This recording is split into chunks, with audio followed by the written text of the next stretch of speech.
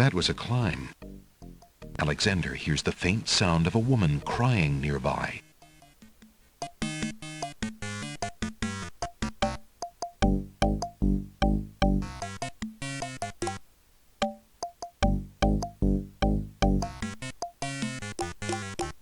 Alexander hears the sound of scratching coming from the other side of the wall.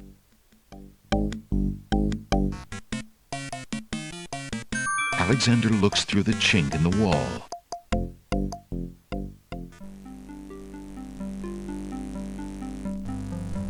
Dear Shadrach, salutations from the Society of the Black Cloak, etc., etc. My long preparations are about to come to fruition. In a matter of minutes, I will wed the lovely Cassima.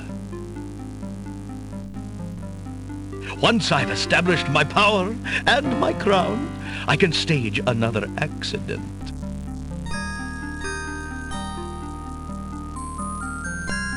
The princess has proven infuriatingly stubborn, as you know. She's becoming quite a dangerous little thorn in my side. In a way, it is a shame I have to kill her. She is lovely and would be amusing to keep around, but I can't risk her talking treason to one of the guards. So far, I've managed to keep her locked away, but I can't continue that forever. Well, on to it now. I'd send her to you, but as you know, I had no luck in doing so with Mordak. I close in triumph. King Abdul Alhazred. And now to see to the final preparations. It's almost time for the wedding.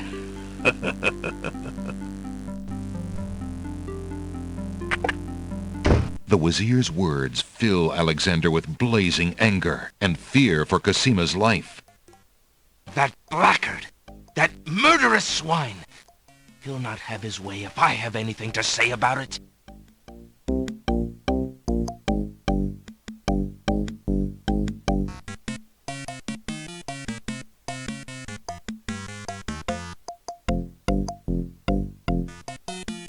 Alexander sees lots of black cloaks.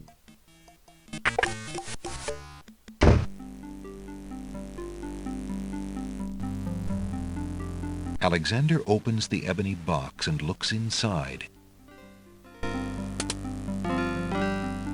Alexander can read the piece of paper without taking it.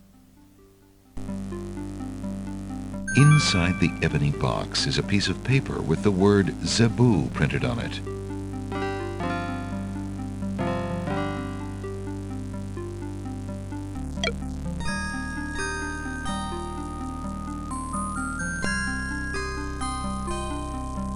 Alexander inserts the skeleton key in the trunk's lock and turns it. He hears a click. Alexander opens the trunk.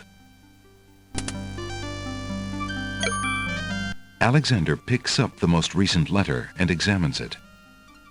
The letter is addressed to Abdul Alhazred from the wizard Shadrach.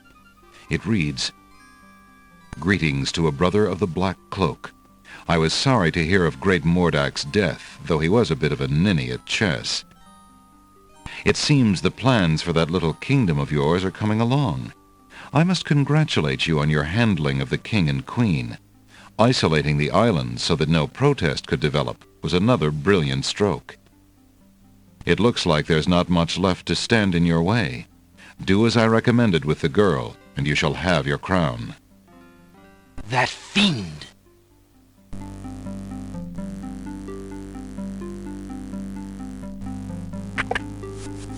Alexander crawls back through the wardrobe to reach the secret passage.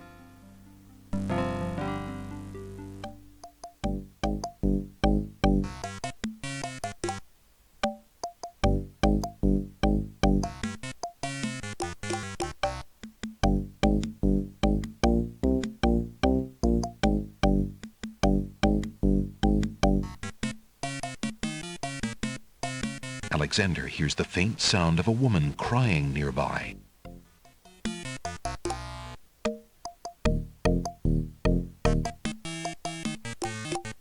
Alexander peers through the chinks in the wall, trying to locate the source of the crying sounds.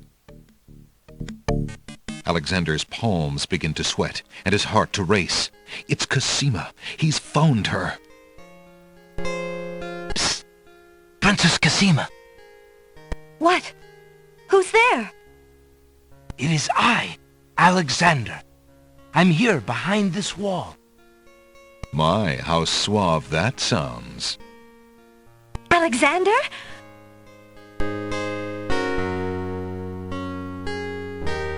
It really is you! Oh, I knew you were close by, but how did you get inside the castle walls? It's a long story and not important now. You did get my ring.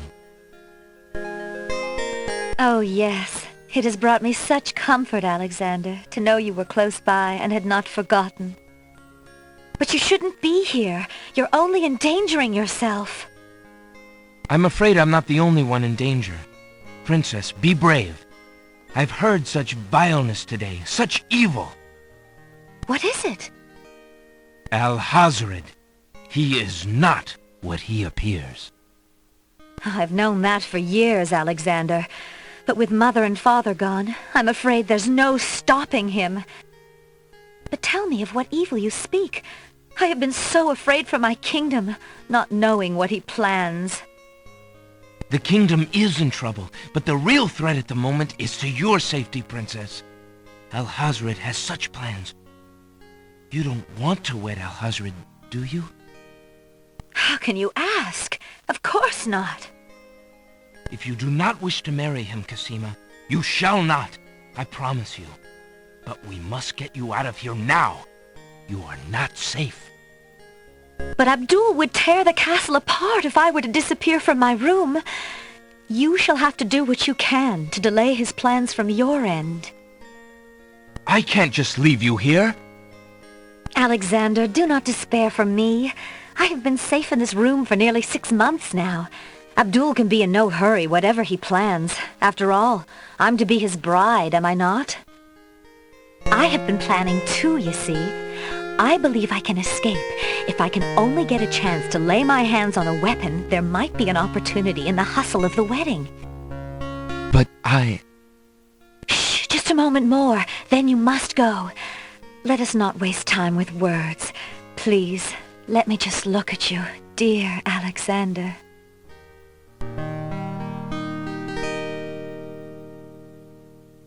Here, take this dagger. It's not much, but it might come in handy. Why, it's perfect. This is just the sort of thing I've been looking for. Thank you, Alexander. I'll keep it close and use it if I must.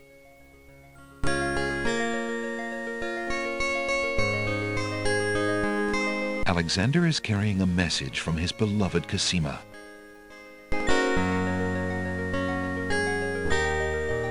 Alexander is carrying a letter taken from the Wazir's trunk.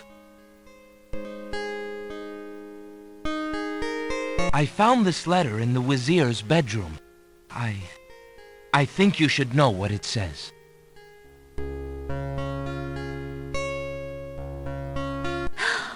I can't believe it. I had my suspicions, but this confirms everything. Alexander, you must keep the letter. You might have a chance to show it to someone who can help you stop Alhazred. Just be careful.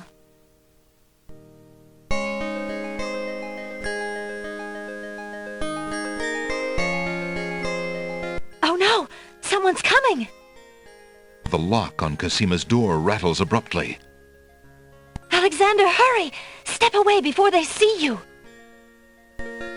Alexander hears scuffling and a woman's brief cry from the other side of the wall. Then, silence.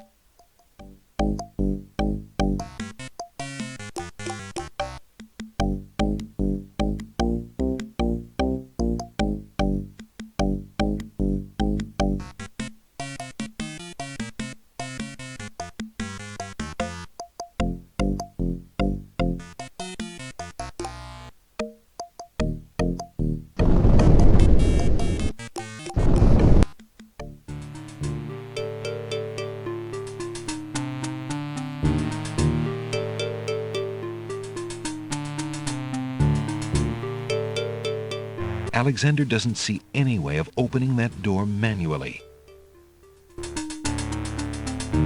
Since the door on the west wall has no visible knob or handle, Alexander decides to try to open it with his voice. He composes his words carefully.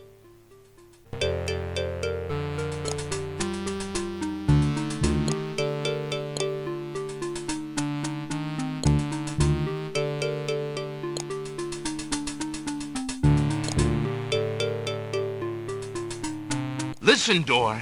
I would have you open. Ali Zebu. It worked. A small table graces the middle of the room. The table is covered by a velvet drapery. The initials AA are embroidered on the drapery. AA? That must stand for Abdul Alhazred.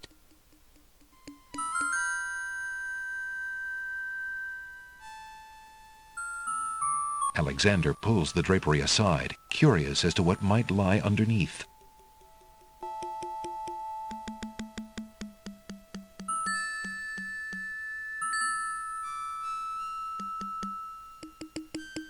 On the table is a coat of arms with the head of a beast on the crest.